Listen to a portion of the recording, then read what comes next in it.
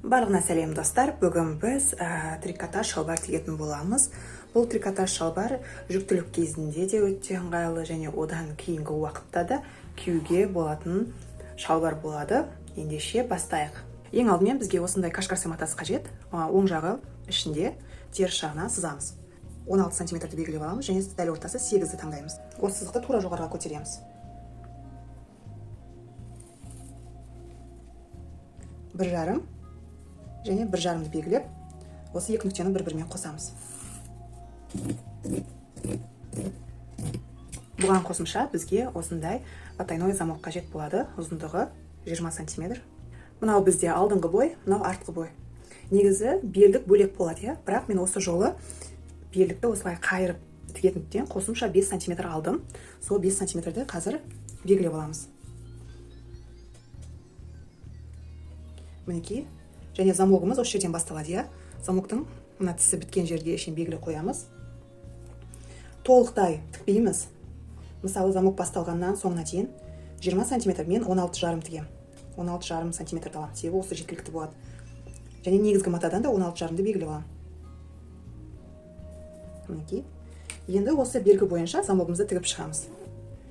Замокты ашамыз. Осылай жатқызамыз. Инемен түйреп аламыз.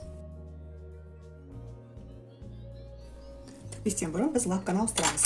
Бізге осындай потайной замокқа арналған лапка қажет болады, пластмасса. Лапкамызды орнаттық.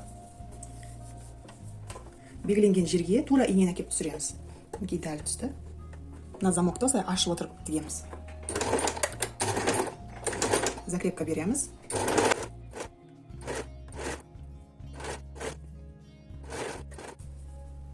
Мінекей тігіп алдық. Екіншісінде тура осылай қайталаймыз. Екіншісін тігіп болғаннан кейін бірден лапканы ауыстырып, кашкарсе матасының 16 сантиметрлік жағын тігіп шығамыз. Закрепка беріп шығамыз.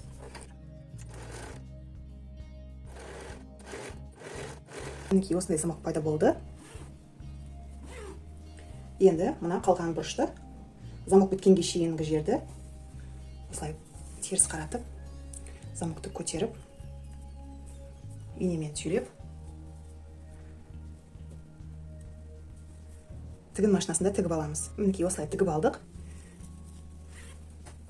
Енді ашып біздің жаңағы кашкарсе матамызды әкелеміз. Замоктың тісі біткен жерге келіп, инемен түйреп аламыз. Осылай жанынан түйреңіз, сонда тіккенге өте ыңғайлы болады. Енді теріс қаратып, мына тігісіміз бар ғой, потайной замокты тіккен. Соған 2 мм жеткізбей закрепка беріп тігіп шығамыз. Мінекей осылай тігіп алдық. Сонда мына замок жақта да өте әдемі жатады. Енді екінші жағын тура солай қайталаймыз. Екі жағына тігіп алдық. Бұлай ашып қарасаңыз, өте әдемі запас мата шығады. Енді бірінші бір жағына оверлоктаймыз. Және екіншісін мына боковой шовты, шеттегі тігісті толықтай оверлоктап шығамыз. Мінекей дайын болды. Екі жанына оверлоктадық және төменге дейін, соңына дейін оверлоктап шықтық.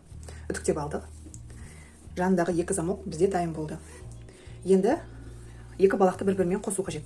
Алдыңғы тігісті қосамыз және ауын қосып тігіп аламыз. Шалбардың екі балағын қостық. Енді осы кезде белдіктің жоғар жағында оверлоктап шығамыз.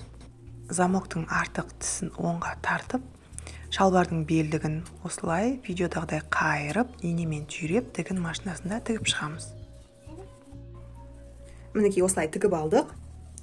Және оң қаратып үтіктедік. Және белдікті мен 4 сантиметрге қайырып үтіктеп алдым. Дайын түрінде сонда екі жағында замок, екі бел пайда болды. Енді өзіміздің белімізді өлшейміз, екі қабат емес кездегі қалыпты жағдайдағы беліміз. Менде ол 74 сантиметр, 12-ке бөлдім да, 37 сантиметрден екі резинка пайда болды. 2 сантиметр яғни. Барлық жағынан тура 2 сантиметр ара қашықтықта түйреп алып отырамыз. Енді осы жерді басынан соңына дейін закрепка беріп тігіп шығамыз.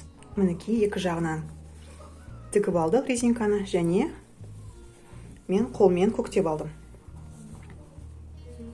Осы көктелген жерден қазір тігіп шығам тігін машинасында закрепка беріп. Содан кейін мына резинка айналып кете бермес үшін тура мына дәл ортадан закрепка беріп көрінбейтін тігіс жүргіземін.